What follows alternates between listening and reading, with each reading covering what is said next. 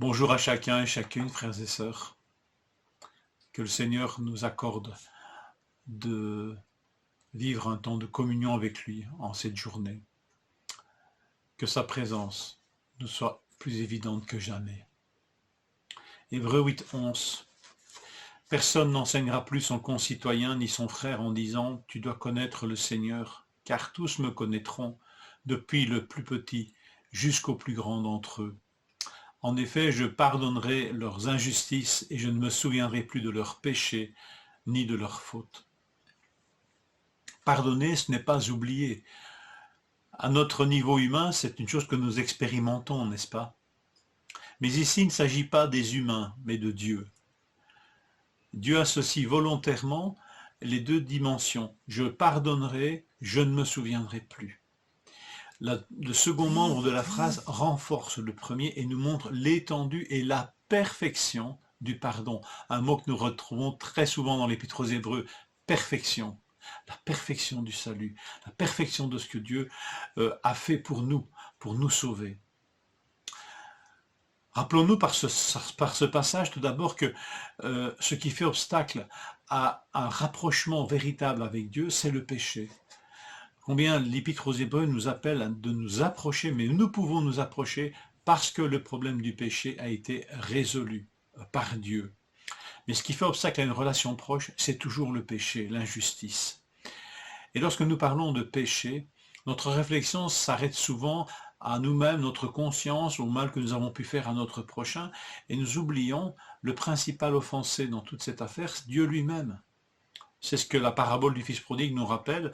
Jésus met dans la bouche du fils prodigue cette phrase, quand il revient vers son père repentant, il dit « Mon père, j'ai péché contre le ciel et contre toi. Je ne suis plus digne d'être appelé ton fils. » Tout péché contre le prochain affecte Dieu aussi et affecte notre relation avec Dieu.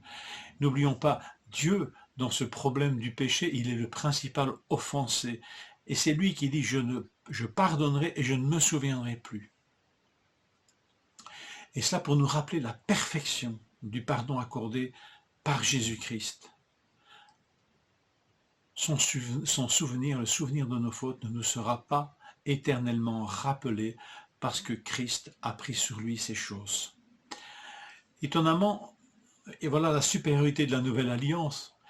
Et en contraste, l'ancienne alliance, avec le système des sacrifices qui devait non pas résoudre le problème ni l'enlever, le problème du péché, mais le couvrir.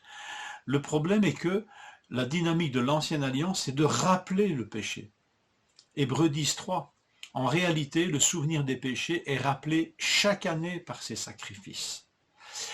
La dynamique, elle est celle-là, on rappelle le péché.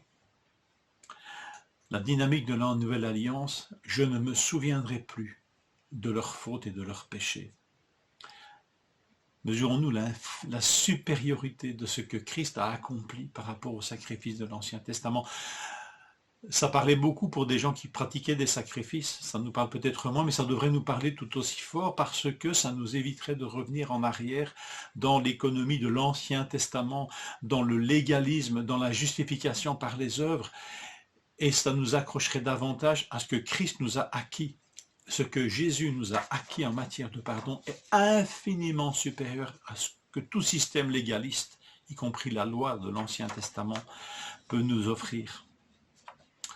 Christ, par une seule offrande, nous obtient le pardon qui change nos cœurs et dont la perfection est soulignée par cette expression « Je ne me souviendrai plus de leurs fautes ». Hébreux 10, 15 à 17. C'est ce que le Saint-Esprit nous atteste aussi, car après avoir dit « Voici l'alliance que je ferai avec eux après ces jours-là, dit le Seigneur, je mettrai mes lois dans leur cœur, les écrirai dans leur esprit. » Et il ajoute « Je ne me souviendrai plus de leurs péchés ni de leurs fautes. » Ici dans Hébreux 10, verset 17, l'auteur inspiré enlève même le premier membre de la phrase « Je pardonnerai leurs injustices » et il laisse simplement « Je ne me souviendrai plus », comme pour mettre l'accent, voilà ce qui est extraordinaire dans la Nouvelle Alliance en matière de salut et de restauration de l'homme. Je ne me souviendrai plus de leurs péchés. C'est pour ça que Dieu va écrire ses lois dans leur cœur, dans leurs esprits. et que cette nouvelle alliance va déployer son efficacité. Je ne me souviendrai plus de leurs péchés ni de leurs fautes. Et on dirait que pour que nous n'oublions pas cela, que le souvenir ne s'en estompe pas, Dieu a établi un geste fort en relation avec cette nouvelle alliance. Vous voyez bien où je veux en venir.